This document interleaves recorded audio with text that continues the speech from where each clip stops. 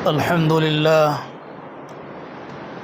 لله رب العالمين، والصلاة والسلام على سيد الأنبياء والمرسلين محمد وآله وأصحابه أجمعين، أما بعد، فأعوذ بالله من الشيطان الرجيم، بسم الله الرحمن الرحيم. قل إن كنتم تحبون الله فاتبعوني يحببكم الله ويغفر لكم ذنوبكم والله غفور رحيم. وأطيعوا الله وأطيعوا الرسول فإن تولوا فإن الله لا يحب الكافرين. اللہ تعالیٰ نے ہم سب کو سب سے بہترین مذہب اور سب سے بہترین دین اسلام عطا فرمایا ہے، اور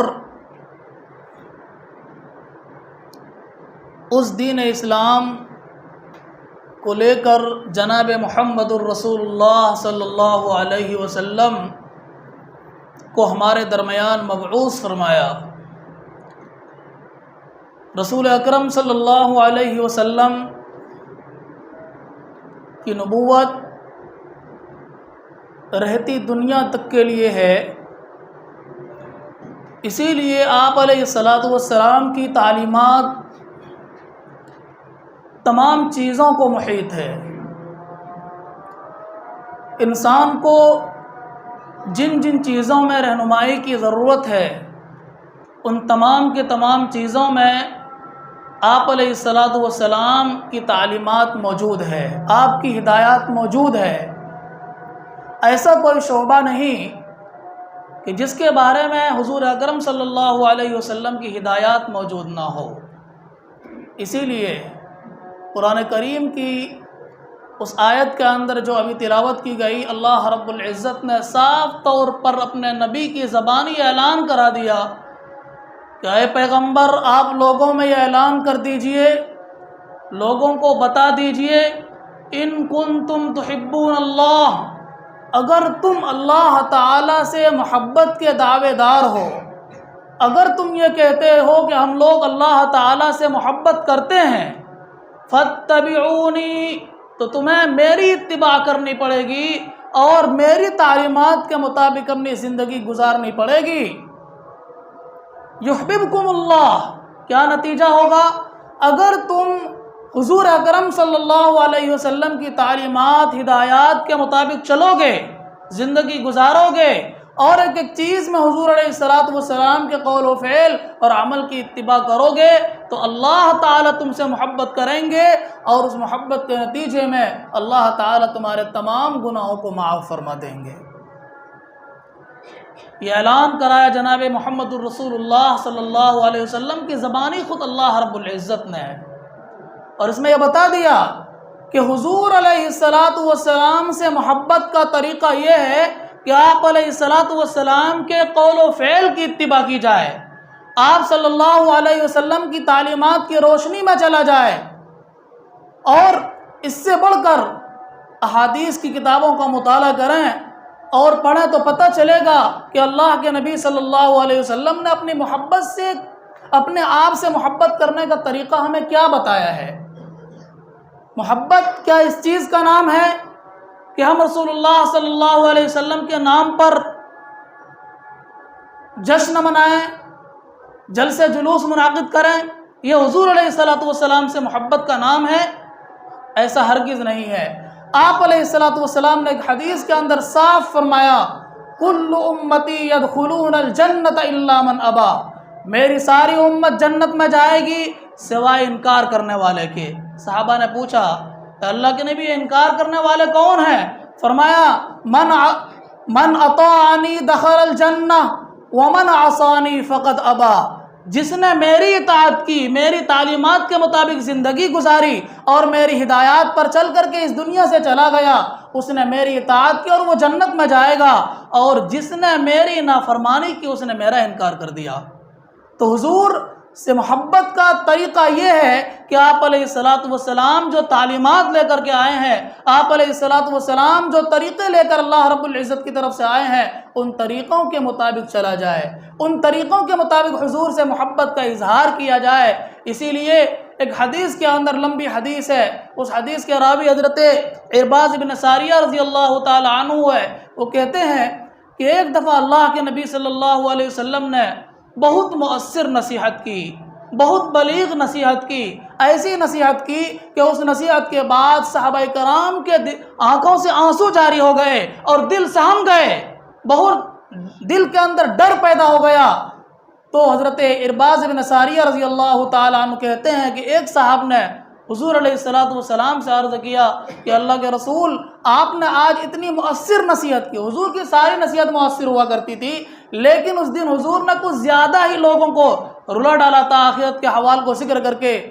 تو ایک صحابی اٹھے اور عرض کیا، اے اللہ کے رسول، آپ نے تو آج ایسی نصیحت کی جیسے کہ کوئی آدمی اپنے عزیز و قریب آدمی کو رخصت کر رہا ہو، چھوڑ رہا ہو، تو ایسے وقت میں جتنی ضروریات کی چیزیں ہوتی ہیں وہ ساری کی ساری چیزیں بتا دینا ضروری سمجھتا ہے۔ اسی طریقے پر آپ نے ہمیں ایسی نصیحت کی ہے، ایسا لگتا ہے کہ آپ ہمارے درمیان سے اب رخصت ہونے والے ہیں۔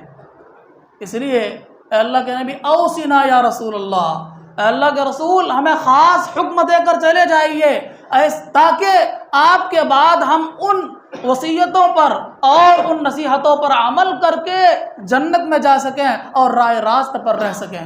یہ درخواست کی ایک صحابی رسول نے جناب محمد الرسول اللہ صلی اللہ علیہ وسلم سے، آپ علیہ الصلاۃ والسلام نے جہاں اور بہت ساری نصیحت کی، ان میں یہ بھی نصیحت کی، آگے آنے والے واقعات سے بھی باخبر کر دیا۔ فرمایا، تم میں سے بہت سے لوگ میرے بعد زندہ رہو گے اور اس زمانے کے اندر بہت زیادہ اختلافات دیکھو گے۔ بس ایسے وقت میں جب لوگوں کے درمیان دین کے معاملات میں اختلاف رونما ہونے لگے تو تم میری سنت کو لازم پکڑنا، وسنت الخلفاء الراشدین المہدیین، اور میرے جو خلفاء اربعہ ہیں، جو ہدایت یافتہ ہیں، جو میرے ہی طریقے پر عمل کرنے والے ہوں گے، ان کے طریقے کو لازم پکڑنا۔ تمسکوا بہا وعضوا علیہا بالنواجذ، فرمایا تم ان کو مضبوطی سے تھام لینا اور دانتوں سے دبا لینا، یعنی بہت سختی کے ساتھ عمل کرنا میری سنت پر بھی اور میرے خلفاء اربعہ اور میرے صحابہ کی سنت پر بھی۔ کیوں؟ فرمایا جو کوئی میری سنت پر عمل کر رہا ہوگا اور میرے صحابہ کی سنت پر عمل کر رہا ہوگا وہ راہ راست پر ہوگا۔ اگر کسی نے میری سنت اور میرے صحابہ کی سنت سے ہٹ کر الگ طریقے کو ایجاد کیا، الگ راستہ گھڑا اور اس کے مطابق چلنے لگا، تو یاد رکھنا ایسی چیز محدث ہے، بدعت ہے، نئی ایجاد کردہ ہے۔ وَكُلُّ مُحْدَثَةٍ بِدْعَةٍ، اور ہر محدث اور نئی ایجاد کی ہوئی چیز بدعت ہے۔ وَكُلُّ بِدْعَةٍ ضَلَالَةٍ، اور ہر بدعت گمراہی ہے جو جہنم میں لے جانے کا سبب ہے۔ میرے محترم بزرگوں اور دوستوں، بہت کھول کر اللہ کے نبی صلی اللہ علیہ وسلم نے آنے والے زمانے کے بارے میں ہمیں آگاہ کر دیا تھا کہ ان قریب ایک زمانہ آئے گا جس کے اندر اختلافات رونما ہوں گے، لوگوں کے درمیان دینی معاملات میں اختلافات ہوں گے۔ ایسے وقت میں مسلمانوں تمہارے اوپر لازم ہے کہ صحابہ اور نبی اکرم صلی اللہ علیہ وسلم کے طریقے کو تلاش کر کے اس کے مطابق عمل کرو۔ ایک دوسری حدیث کے اندر اللہ کے نبی صلی اللہ علیہ وسلم نے فرمایا، ان بنی اسرائیل تفرقت علی 72 ملہ، کہ بنی اسرائیل 73 فرقوں میں بٹ گئی تھی اور میری امت 73 فرقوں میں بٹے گی۔ بنی اسرائیل 72 فرقوں میں بٹی اور میری امت 73 فرقوں میں بٹے گی۔ فرمایا کلہم فی النار، وہ سارے کے سارے فرقے اور جماعت والے اور پارٹی والے سب کے سب جہنم میں جائیں گے، الا واحدہ، سوائے ایک جماعت کے، ایک فرقے کے کہ وہ جنت میں جائے گی۔ صحابہ نے پوچھا، اللہ کے رسول، وہ نجات پانے والی جماعت اور وہ جنت میں جانے والی جماعت کون سی ہوگی؟ حضور علیہ الصلاۃ والسلام نے جو جواب دیا ہے اسے، اس جواب کو یاد رکھ کر کے ہمیں اپنی زندگی کو گزارنے کی کوشش کرنی چاہیے۔ فرمایا ما انا علیہ واصحابی، وہ نجات پانے والی جماعت، وہ نجات پانے والا فرقہ اور وہ نجات پانے والی جماعت جو جنت کے اندر جائے گی، جہنم سے نجات پا جائے گی، وہ ہے کہ جو میرے طریقے پر عمل کر رہی ہو اور میرے صحابہ کے طریقے پر عمل کر رہی ہو۔ اسی کو کہا گیا جو اہل سنت والجماعت کے طریقے پر چل رہا ہو۔ ما انا سے مراد حضور کا طریقہ ہے، اور حضور کے طریقے کو سنت ہی کہتے ہیں نا، حضور کے طریقے کا نام سنت ہے۔ وہ اصحابی اور میرے صحابہ کے طریقے پر چل رہا ہو، اسی اصحابی سے لیا ہے جماعت، اہل سنت والجماعت اسی حدیث کے ٹکڑے سے نام پڑا ہے۔ تو اب اگر کوئی اہل سنت والجماعت کے طریقے پر چل رہا ہے، اس کے مطابق زندگی گزار رہا ہے، تو وہ نجات پانے والی جماعت ہوگی، وہ نجات پانے والے لوگ ہوں گے، وہ ڈائریکٹ جنت میں جانے والے لوگ ہوں گے اور جہنم سے بچنے والے لوگ ہوں گے۔ لیکن میرے محترم بزرگ اور دوستو، آپ کو دنیا کے اندر ایسے بہت سارے لوگ ملیں گے، ایسی بہت ساری جماعتیں ملیں گی جو اپنے آپ کو اہل سنت والجماعت کہتی ہیں۔ ہر کسی کا دعویٰ ہے کہ اہل سنت والجماعت ہم ہیں، چونکہ حضور نے نجات پانے والی جماعت کہا ہے، تو ہر ایک کا دعویٰ ہے کہ ہم اہل سنت والجماعت ہیں۔ اب ہمیں یہ دیکھنا پڑے گا کہ کون سی جماعت اہل سنت والجماعت ہے، کون سا فرقہ اہل سنت والجماعت ہے اور کون سا اس سے خارج ہے۔ اب غور کیجئے، پتہ چلے گا۔ اہل سنت والجماعت ہونے کے لیے ضروری ہے کہ جس کام کو نبی اکرم صلی اللہ علیہ وسلم کے بتائے ہوئے طریقے یا نبی اکرم صلی اللہ علیہ وسلم کی وفات پا جانے کے بعد آپ صلی اللہ علیہ وسلم کے جو صحابہ تھے، انہوں نے جو طریقہ اختیار کیا تھا جس کام کو کرنے کے لیے، اس طریقے کے مطابق اگر کوئی آدمی چل رہا ہے تو وہ ہوگا اہل سنت والجماعت، وہ ہوگا حضور اور صحابہ کے طریقے پر چلنے والا۔ غور کیجئے، حضور علیہ الصلوۃ والسلام نے جو ہمیں اپنی محبت سے، اپنے آپ سے محبت کی تعلیم دی ہے، جیسا کہ ابھی آپ کے سامنے بیان کیا گیا تھا، وہ یہ کہ حضور علیہ الصلوۃ والسلام کی تعلیمات پر جو آدمی عمل کرے گا وہ حضور سے محبت کرنے والا ہوگا۔ صرف زبانی جمع خرچ کرنا، آپ علیہ الصلوۃ والسلام کی شان میں نعرہ تکبیر بلند کرنا، نعرہ رسالت بلند کرنا، اس کا نام محبت ہے؟ یہ حقیقی محبت نہیں ہے، یہ صرف زبانی دعویٰ ہے، زبانی محبت ہے، اور زبانی محبت کی دنیا والوں کے نزدیک کوئی حقیقت نہیں ہے، تو اللہ اور اس کے رسول کے نزدیک کیا حقیقت ہوگی؟ محبت تو وہ ہے کہ آدمی جو محبت کرنے والا ہے وہ محبوب کا جو عمل ہے، اس کا جو طریقہ ہے، اس کے مطابق کام کرے۔ ایک آدمی کو کسی سے محبت ہو اور وہ محبوب کی مرضی کے خلاف کام کرے، محبوب کے طریقے سے ہٹ کر کے کام کرے، تو ایسا آدمی تو محبوب کو خوش کرنے والا نہیں ہوگا۔ محبوب اور معشوق اسی وقت خوش ہوگا جب کہ اس کے بتائے ہوئے طریقے کے مطابق چلے۔ جب اللہ کے نبی صلی اللہ علیہ وسلم نے صاف فرما دیا کہ من اطاعنی فقد احبنی، جس نے میری اطاعت کی اس نے مجھ سے محبت کی، تو یہ کہاں سے آ گیا کہ اگر کوئی زبانی دعویٰ کرے تو محبت کرنے والا ہو جاتا ہے، اور اگر کوئی زبان سے نبی اکرم صلی اللہ علیہ وسلم کی شان میں کوئی نعرہ بلند نہ کرے، محبت کرنے والا نہیں ہے؟ آج کیا ہو رہا ہے معاشرے کے اندر؟ ذرا نظر دوڑائیے، پتہ چلے گا کہ جو لوگ خاموش ہیں اور خاموشی کے ساتھ نبی اکرم صلی اللہ علیہ وسلم کے طریقے کے مطابق زندگی بسر کر رہے ہیں، ان کا چہرہ حضور علیہ الصلوۃ والسلام کے مطابق ہے، چہرے پر داڑھی ہے، اور نبی اکرم صلی اللہ علیہ وسلم کی تعلیمات کی روشنی میں وہ سارے کام کو انجام دے رہے ہیں، ان لوگوں کو نبی علیہ الصلوۃ والسلام کا دشمن بتایا جاتا ہے، ان کو گالی دی جاتی ہے اور کہا جاتا ہے کہ ان کو نبی سے دشمنی ہے، حالانکہ حقیقت کے بالکل برخلاف ہے۔ کسی کے دشمن کہہ لینے سے ہم اور آپ دشمن نہیں بن جائیں گے، ہم اور آپ دشمن اس وقت بنیں گے کہ جب کہ ہمیں اللہ اور اس کا رسول اپنا دشمن بتا رہا ہو۔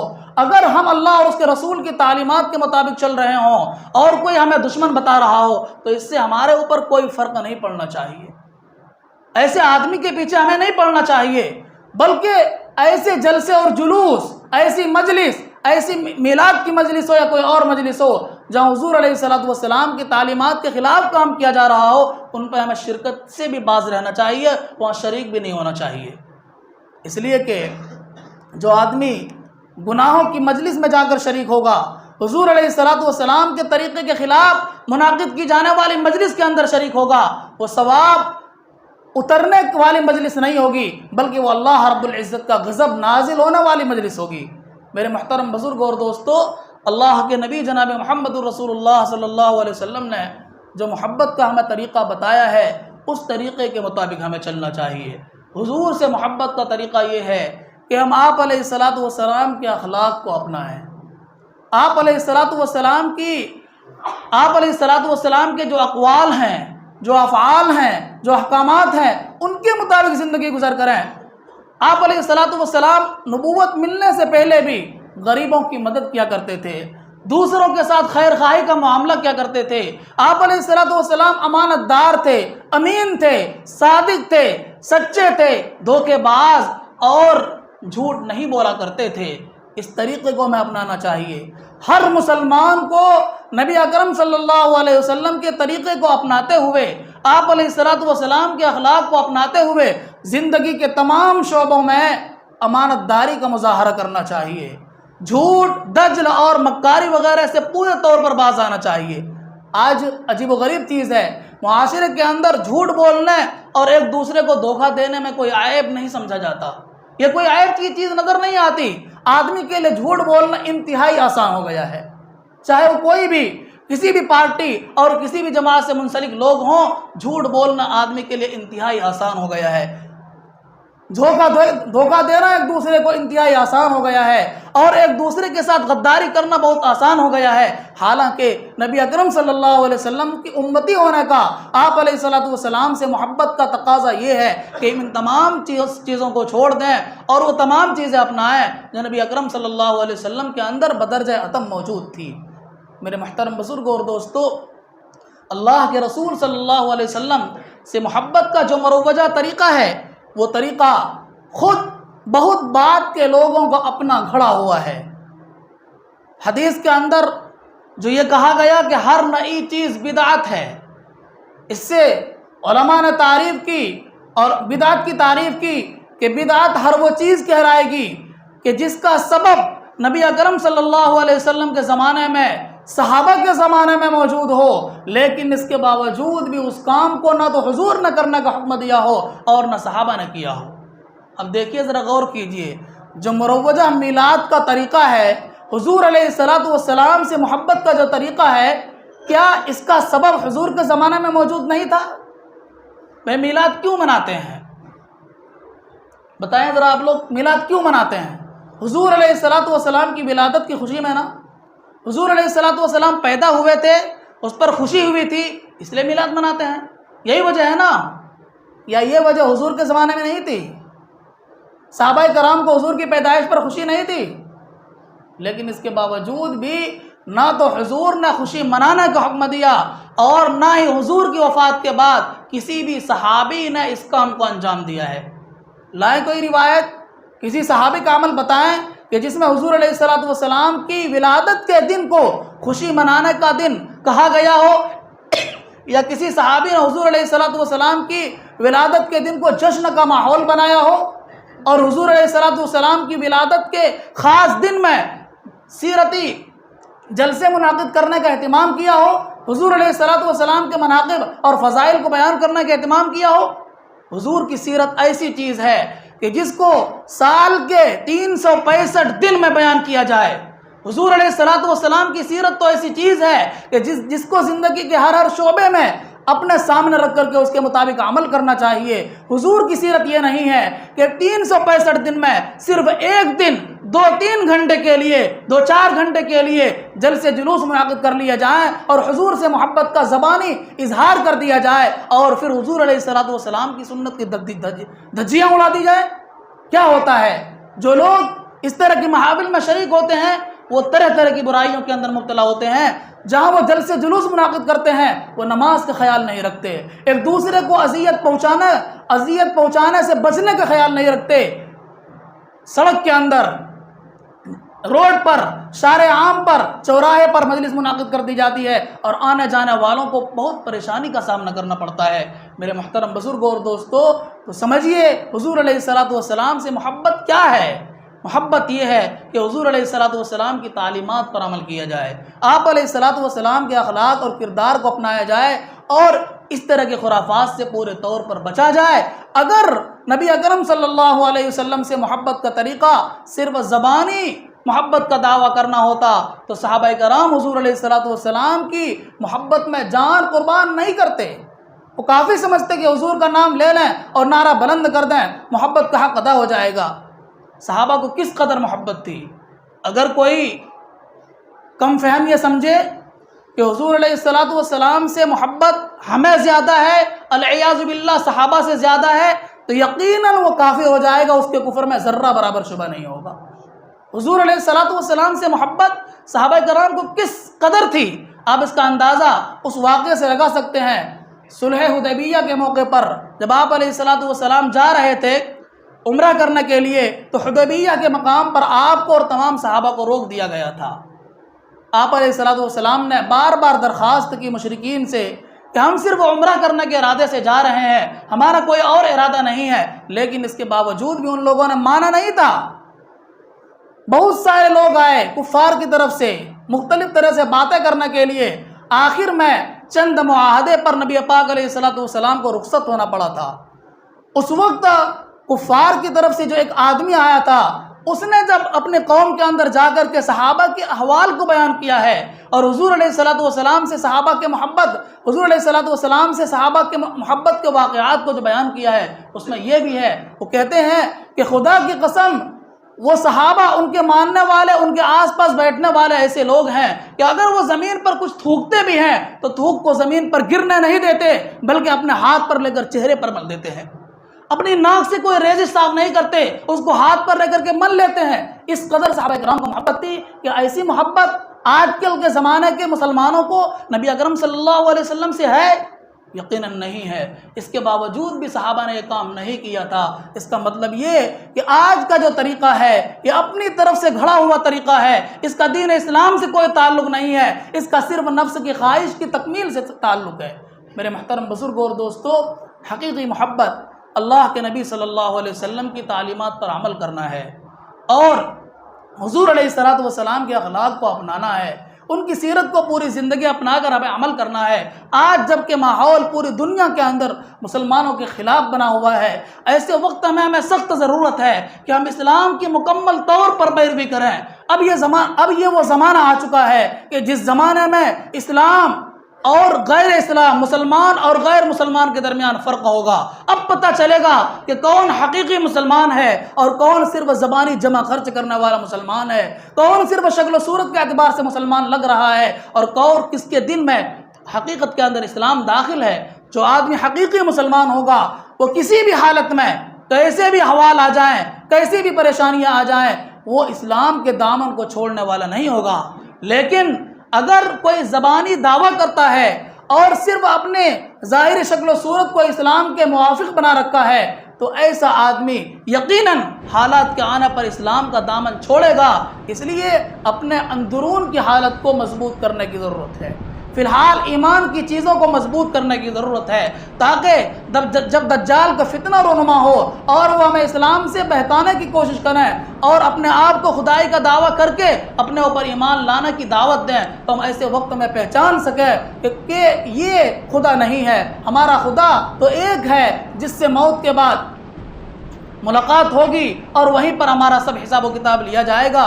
یہ زندگی تو صرف عارضی زندگی ہے، حقیقی زندگی تو موت کے بعد آنے والی ہے۔ اس لیے اللہ تعالیٰ سے ہمیشہ یہ دعا کرتے رہنی چاہیے کہ اللہ تعالیٰ ہمیں صحیح اسلام پر چلنے اور نبی اکرم صلی اللہ علیہ وسلم کے طریقے کے مطابق پوری زندگی گزارنے کی توفیق عطا فرمائے۔ وآخر دعوانا ان الحمد للہ رب العالمین۔